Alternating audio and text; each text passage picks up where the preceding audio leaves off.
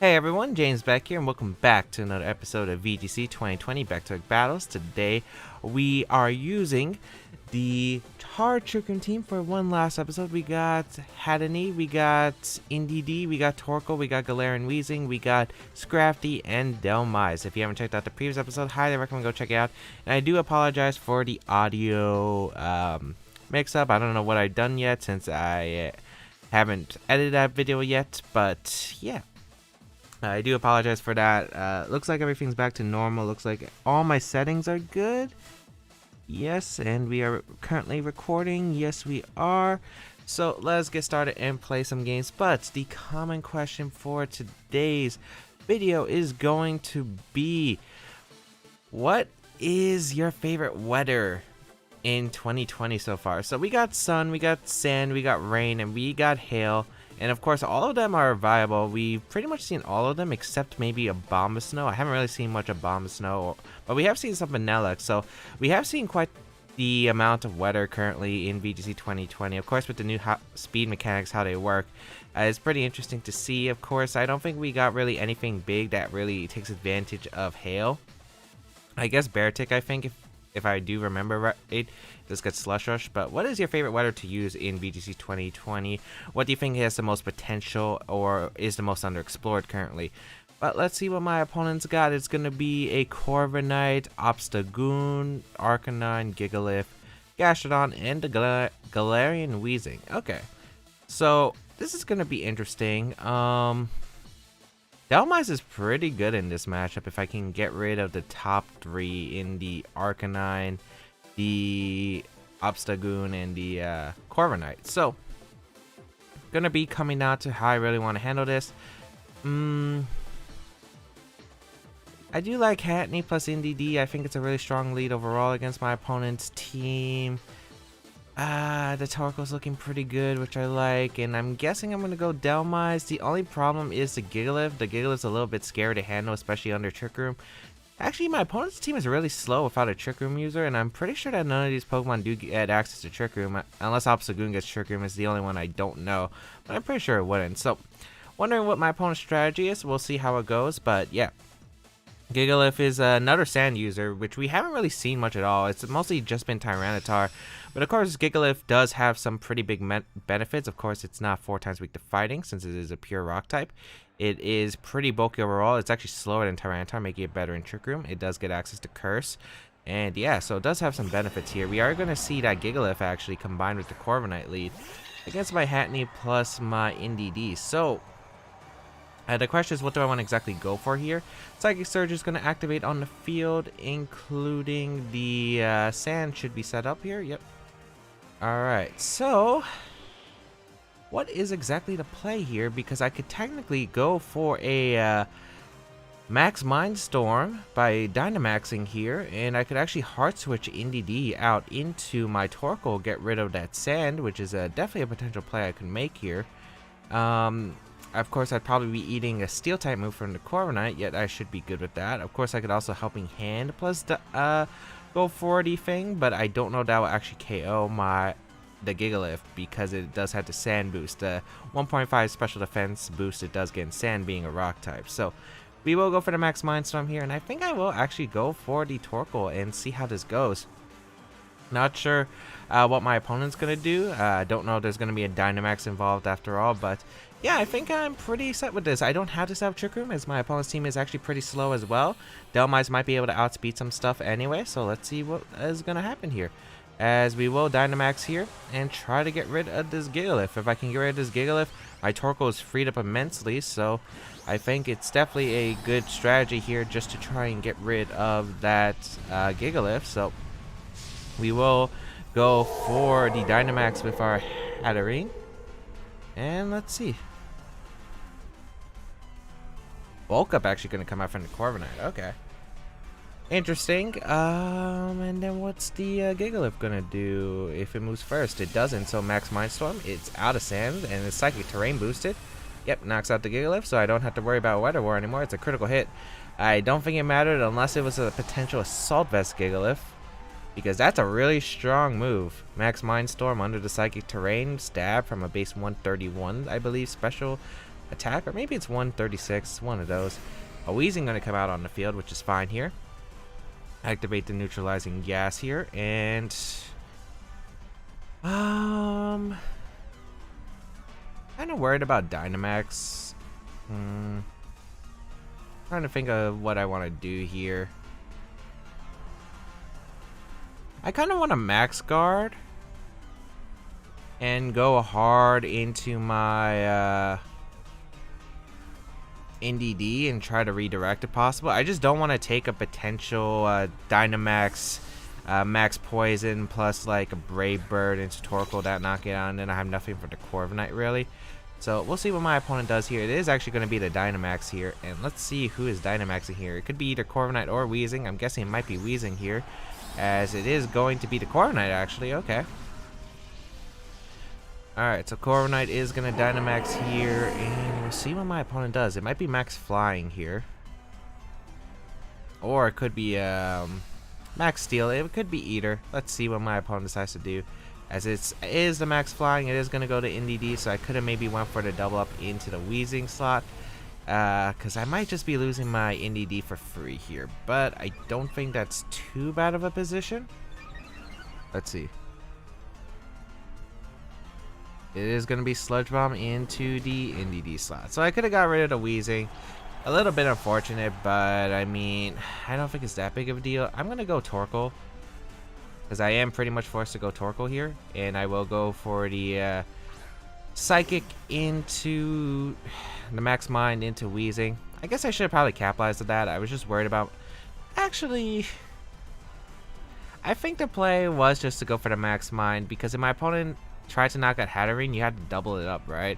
And then if that's the case, I could probably just get an NDD next to Torkoal and click Follow Me plus Eruption, which would have actually been pretty good against my opponent. So, probably should have thought about that more, but yeah, I can't afford my Torkoal to go down here. But then again, it is another 50-50. Let's see if my opponent calls that correctly. I'm hoping to bluff Choice Specs since I did hard switch out, but let's see. It is going to be Max Airstream, so that should be going out on Torkoal. Yeah, perfect. Okay, awesome. So we'll go into Torkoal, which is completely fine here. Get a speed boost. Let's see what the Weezing goes for. It's going to be the Sludge Bomb into the Hatterene. No, it's going to be in the Torkoal once again. And we will get a Max Mindstorm off into the Weezing. So Weezing will go down here, which is pretty good here, as we are able to knock out the Weezing. And let us see what my opponent's going to reveal for that final Pokemon. Arcanine, okay. So I wonder if my opponent could actually knock out my Torkoal right here. I feel like it's very unlikely. You have to double up Torkoal here, because me getting the damage off just doesn't seem good for my opponent. I think it's time to sack the I think it's time to sack my Dhelmise. Unfortunately, the Pokemon that my opponent brought weren't really great for the Dhelmise. My opponent didn't bring the Gastrodon, which the Dhelmise was specifically for. So we'll go hard Dhelmise here on probably a Max Steel actually into the Hattene, which I'm not sure will KO. Let's see if it does. It is +1 though, so I wouldn't be surprised if it does, but it doesn't. Okay, nice. So my opponent has a double with Flare Blitz here. I'm actually surprised, because if I went for a Heat Wave there, that would have been bad for my opponent. But let's see. It's going to be the Snarl actually coming out. So that's not going to knock out either one of my Pokemon. And this is actually very, very good for me. So we will see a special attack drop in both my Pokemon, which it doesn't really hurt Dhelmise. And we get to Trick Room up. So once my Torkoal can get in, we can start doing a massive amount of damage. Plus we... yeah, we're in a pretty good spot right here, I think. Actually, is the sun up? I don't remember if the sun is up. Sun is up, but only for one turn, huh? We'll go for a Psychic, and I think we'll just... Shadow Claw is probably more effective than Liquidation since it's stab and we're in the sun. Yeah, let's just go for a Shadow Claw double up. Get the damage on Arcanine, because if we can damage Arcanine, we're in a really good spot here. That's a lot of damage into the Arcanine. We'll activate the Citrus Berry, it looks like. Yeah, which is completely fine, because if we put in range to Eruption from my Torkoal, I think we're good here. So Shadow Claw going to come out into the Arcanine. That's not enough, but it's actually Will-O-Wisp into the Delmise, which does, okay. I do not mind that. I do not mind that at all. Harsh Sunlight's Fade, so actually we could probably just knock out the Arcanine here with a Liquidation plus Dazzling Gleam, so yeah, I think we'll go for that. We'll Dazzling Gleam here, just get a bit of chip damage from the Corviknight and Liquidation the Arcanine, even if, let's say, my opponent protects Arcanine. Arcanine is the only big threat to my Torkoal, really, because of the Snarl. And Corviknight's either forced to bulk up again or go for a attack here. And if it goes for the attack, I get the free switch into my Torkoal for a lot of damage. So either way, looking pretty good right here. However, I do have to watch out for this Corviknight, as Dazzling Gleam will get a bit of chip onto both of these Pokemon. As, oh, is that Moringa Berry? Ooh, that could change the game actually. Let's see, Liquidation gonna come out into the Arcanine. Does pick up the knockout, so let's see, my opponent actually went for the attack with Corviknight. It is going to be a Brave Bird gonna come out finally into the Delmise. Yep. Yeah, Delmise goes down, which is not a big deal for me.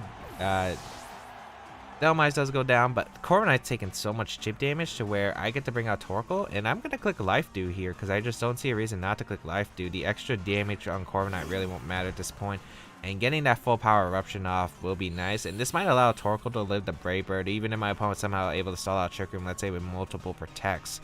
So, Life Dew and Eruption here. And yeah, we should be in a really good position to take this game. As my opponent doesn't have Protect, most likely because it's Bulk Up Roost, I'm guessing Brave Bird Ironhead. As yeah, we'll heal with our Pokemon. And yeah, this is going to be game. Eruption. If this doesn't KO, I'll be very surprised, but the Brave Bird recoil would knock out Corviknight afterward.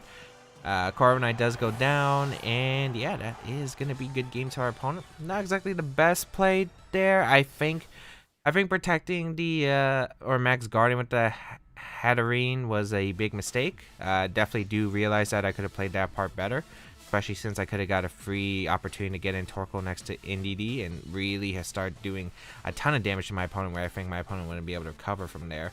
But let's continue on and play some games. Or play another game. But yeah, I definitely think I learned a little bit from that match. And yeah, it was unfortunate for my opponent that the Will-O-Wisp did miss on the Delmise, but really all I needed the damage was for Arcanine to basically go down to my Torkoal's Eruption at that point, because that's all I was really aiming for. If my opponent needed to win that game, I think my opponent had to start stalling out Trick Room turns and hoping that my opponent could get the position to knock out the Torkoal in a 1v2 scenario with the boosted was it Corviknight plus the Arcanine's Flare Blitz potentially, or Flamethrower. I don't know what kind of Arcanine it was. Could have been Assault Vest. No, it was Citrus Berry on Arcanine, so it could have Protect. Maybe it didn't have Protect. Could be something like Flare Blitz, Will-O-Wisp, Snarl, and Extreme Speed. Or yeah, because we got IR Nemesis. Oh boy. Alright, if this is who I think it is, it's Javier Valdez, and he actually was my opponent in the Latin America International Championship Finals. So, oh man, it looks like we're both using Hard Trick Room too, so this is actually, oh man, what a fitting battle for the end. Yeah, so I'm going to go Torkoal NDD here, because it was my best answer to Hard Trick Room last time, and I do actually really like it in this scenario as well, I think. Yeah, because Follow Me Eruption still does a really good amount to my opponent here. I'm guessing the Mudsdale won't carry Earthquake because my opponent doesn't have like a telepathy user or anything that really resists it. Interesting to see Lucario lost Follow Me here, so I'm actually interested in what the Lucario's role is here. Maybe it's a Choice Scarf Final Gambit user, which would make sense. But yeah, gonna go Torkoal, NDD. Question is what do I really want in the back. I do want my own Hatterene, I think. It's pretty good against my opponent. I don't think Scrafty's that good here. Weezing isn't terrible. I'm leaning towards Weezing. It's either Weezing or Delmise for me. And I think Weezing's just better, right? Yeah, I want to say Weezing's better, because if I can get a sub up, that would be really nice. As well as, like, the way to neuter my opponent's abilities could be really huge. For instance, getting rid of the was it the Strong Jaw in Dracovish could be really huge here. So let us see. This is definitely not what I would expect here, but yeah, we're gonna see the Hatterene Lucario lead here, and this is pretty much perfect for me because I can go for a Eruption plus Follow Me here. There's really not much my opponent can really do about it, as yeah, this should be a pretty good setup here for me just to go for the Eruption. And a yeah, this should be really good here. Let's see. Because even if you Final Gamut, my NDD will survive. Yep. So follow me. Actually, it's funny. Lucario, if it is Final Gamut, it's actually interesting because Final Gamut got really nerfed because of Dynamax, especially since, you know, of course, Dynamax Pokemon get a 1.5 or 2. If 2, assuming you max it out. But yeah, they didn't exactly... It's not exactly the best now. So let's see what my opponent does here. Follow me coming out from the NDD. I don't know if Lucario gets anything that can really damage. Oh, this one carries Earthquake. Interesting. Alright. How much is it going to do to my Torkoal? Is that banded? That did a lot. Life Orb? Jeez, that did a lot. 86. Yeah. That did over half. It did knock out the Lucario at least. That's not Sash, right? Yeah, it's not. Okay. That's kind of bad though. Huh. Alright. Let's see what my opponent's gonna bring on next. Huh, Earthquake Lucario. Mudsdale gonna come out. Don't tell me this has Earthquake 2. Oh boy, if this has Earthquake 2, that would be pretty bad. If it's Rock Slide, I can understand, but gonna follow me here, because of course I am worried about the high horsepower. Let's see how much damage we can do here. I'm not sure what my opponent's really gonna go for yet. I hope Rock Slide shouldn't knock out the Torkoal. I think the only move that can knock it out is Earthquake, potentially. My opponent could Dynamax here to try and knock out my Hatterene, and then attack the Torkoal with the other slot. But of course, Mudsdale is usually faster than Hatterene. So if this is Min Speed Hatterene, my Torkoal is actually faster than Min Speed Hatterene. So that's actually a positive note. I will see what comes out here, I guess, from my opponent's end. But yeah, let us see. Will be a Dynamax here. I'm guessing it's Max Quake. I think that would make a lot of sense to me right here. I could be losing 2 Pokemon, but I don't think it's that bad of a position. But the Spadef boost is going to be actually really annoying to deal with. Especially if my Torkoal's not faster than this Hatterene, which could definitely be the case here. So, we will follow me. Oh, it's actually faster. The Hatterene's faster than the Mudsdale, huh? And it's Life Orb, okay. Max Quake gonna come out? Huh, alright. Hatterene goes down. I'm really regretting not bringing Dhelmise in this, because Dhelmise would be so good here. Dhelmise would actually be so good here. Heat Wave. God dang it, I even missed a Mudsdale. That's just insult to injury, especially since I don't have the best way to deal with the Mudsdale. We'll go Weezing here.